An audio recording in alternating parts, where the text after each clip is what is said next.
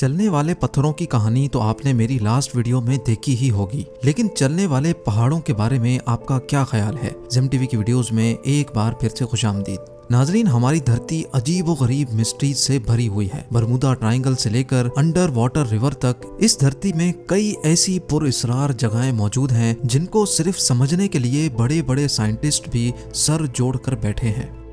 आज आप ऐसी मिस्टीरियस प्लेसेस के बारे में जानेंगे जिनका आखिर वजूद कैसे हुआ, ये वाकई एक पहेली है। तो आइए शुरू करते हैं। नंबर 7, तुर्कमानिस्तान के आलीशान काराकुम सहरा के बिल्कुल सेंटर में, जहां ऑलरेडी इतनी ज्यादा गर्मी बरसती है, जमीन में 100 फुट गहरा एक ऐसा गड्ढा है जहां 24 घंटे आग लगी रहती है। ये गड्ढा दरवाजा गैस क्रैटर के नाम से जाना जाता है, जो 17,500 स्क्वायर फीट तक फैला हुआ है। चाहे बारिश हो या तूफान, ये आग पिछले 50 सालों से ऐसे ही जल रही है। लेकिन सवाल ये है कि ये आग यहाँ जलाई किसने है?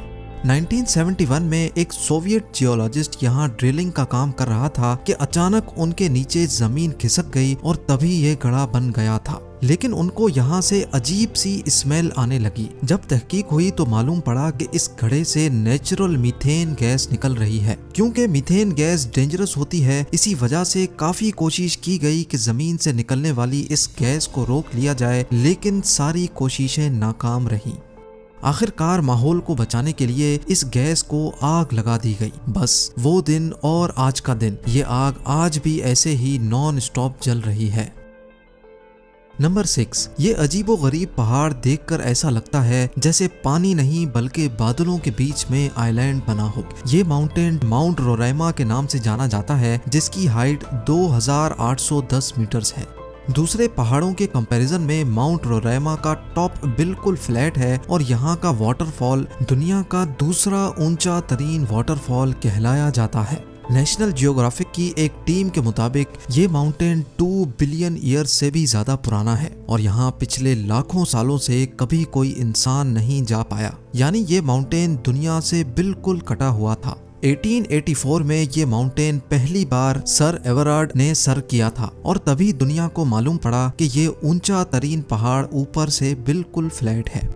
लेकिन रिसर्चर्स के लिए ये बात हैरानकुन थी जब उन्होंने ये देखा कि इस माउंटेन पर हर किस्म की जिंदगी पाई जाती है। रिसर्चर्स को यहाँ से जानवरों और प्लांट्स की ऐसी किस्में भी मिली हैं जो उन्होंने पहली बार देखी थी। माउंट रोराइमा पर मौजूद 53% स्पीशीज ऐसी थीं जो आज तक सिर्फ इसी अजीब पहाड़ पर देखी गई हैं। नंबर 5, नासा की सैटेलाइट ने इंडियन ओशन की एक ऐसी पिक्चर पब्लिश की जिसमें पानी के अंदर कुछ ऑब्जेक्ट्स देखे गए जो इंडिया और श्रीलंका को आपस में कनेक्ट कर रहे थे। लोकल्स का मानना है कि ये ब्रिज हिंदू गॉड रामा ने बनाया था और जो मैजिक ब्रिज के नाम से भी जाना जाता है। ये माना जाता है कि हिंदू गॉड रामा ने जिन पत्थरों से ये ब्रिज बनाया था वो पानी पर तैरने वाले पत्थर थे और ऐसे कई पत्थर आज भी इस एरिया में पाए जाते हैं। 48 किलोमीटर लंबे इस ब्रिज का काफी हिस्सा अभी पानी के अंदर जा चुका है। साइंसदानों ने जब तहकीक की तो मालूम पड़ा कि ब्रिज को बनाने में इस्तेमाल होने वाले पत्थर जिस चीज पर रखे गए हैं वो एक सैंड बार है।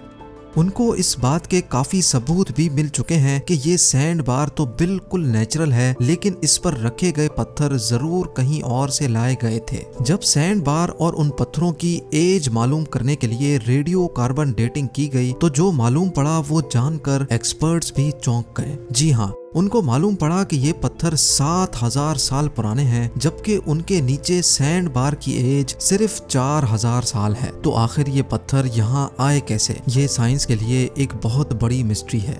नंबर 4, कभी आपने किसी पहाड़ को हिलते या फिर उसको अपनी जगह बदलते हुए देखा है? क्या ऐसा मुमकिन हो सकता है?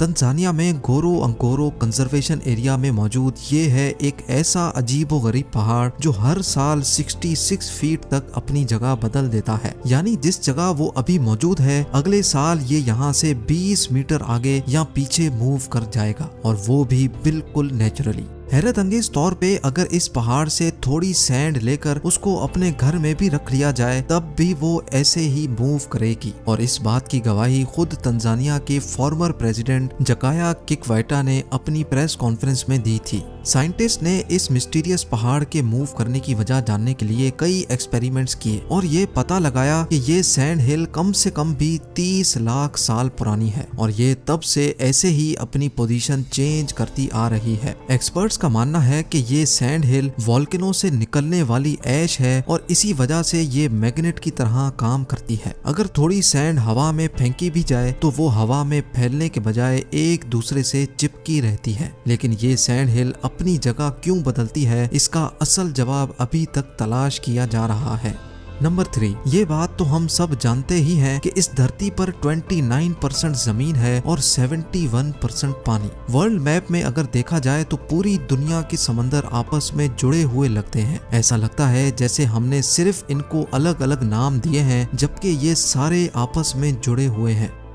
लेकिन अटलांटिक ओशन और पैसिफिक ओशन के बीच से अगर गुजरा जाए तो समंदर के बीचों बीच एक हैरत अंगेज मंजर देखने को मिलता है। समंदर के इस मकाम पर कोई दीवार या बाउंड्री तो नहीं है, लेकिन फिर भी दोनों समंदर के पानी आपस में मिक्स नहीं होते। लेकिन आखिर क्यों? इन दोनों पानी में आखिर ऐसा क्या राज है कि ये समंदर की लहरों के बावजूद भी आपस में मिक्स नहीं होते? असल में ये दोनों समंदर के पानी अलग अलग जगह से बहते हैं और इसी वजह से इन दोनों समंदर के पानी की क्वालिटी भी अलग है और इनका सॉल्ट लेवल भी मुख्तलिफ है। आपने भी स्कूल में पढ़ा होगा कि जिस पानी में सॉल्ट ज्यादा होता है वो नॉर्मल पानी से ज्यादा हैवी होता है। ऐसा ही कुछ होता है इन दोनों समंदरों में भी।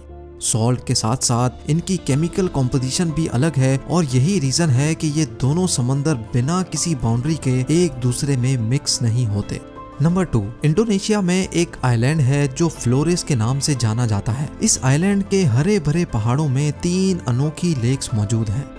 हालांकि ये तीनों लेक्स एक साथ ही बनी हुई हैं, लेकिन इन तीनों लेक्स के कलर्स बिल्कुल डिफरेंट हैं। एक का कलर ब्लैक है, दूसरी का टर्कोइज और तीसरी का ब्लू। लेकिन इसमें हैरत की बात सिर्फ इनके मुख्तलिफ कलर्स नहीं है। हैरान करने वाली बात यह है कि ये तीनों लेक्स अपने कलर्स बदलती रहती हैं। जी हाँ, कभी एक साल में ये 6 बार अपने रंग बदलती हैं तो कभी साल में सिर्फ 1 बार। लेकिन हिस्ट्री में कभी भी इन तीनों लेक्स का कलर एक जैसा नहीं देखा गया। जहाँ ये लेक्स मौजूद हैं वो जगह कालीमुटू नेशनल पार्क के नाम से मशहूर है और पार्क ऑफिशियल्स का कहना है कि इन तीनों लेक्स के नीचे एक्टिव वोल्केनोज मौजूद हैं, जिनकी वजह से ये लेक्स केमिकल रिएक्शन का शिकार होती रहती हैं। वोल्केनो की वजह से जो गैसेस निकलती हैं वही शायद इन लेक्स के पानी के साथ मिलकर केमिकल रिएक्शन करती हैं और इनका कलर चेंज हो जाता है। लेकिन कभी इन तीनों लेक्स का कलर एक जैसा क्यों नहीं हुआ, ये अभी तक एक मिस्ट्री है। नंबर 1, इंडिया की मणिपुर स्टेट में 287 स्क्वायर किलोमीटर बड़ी एक फ्रेश वाटर लेक है जो लोकटाक के नाम से जानी जाती है। दुनिया में सिर्फ एक ही फ्लोटिंग नेशनल पार्क है और वो इसी लोकटाक लेक में मौजूद है, जिसको हम काइबुल लामजाओ नेशनल पार्क कहते हैं।